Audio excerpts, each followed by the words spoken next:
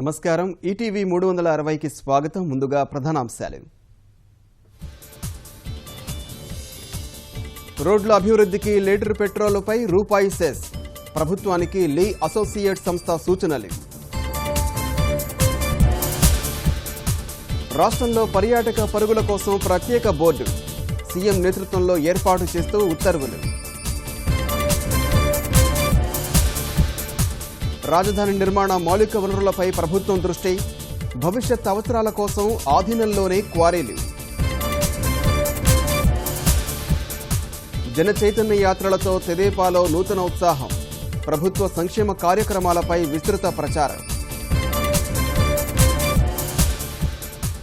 RK విషయంలో దాపరికాల్లే.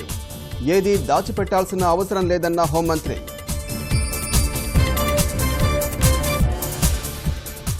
పప్పు ధాన్యాల మద్దతు ధర పెంచేందుకు కసరత్తు. కేంద్ర కేబినెట్ నేడు నిర్ణయం తీసుకునే అవకాశం.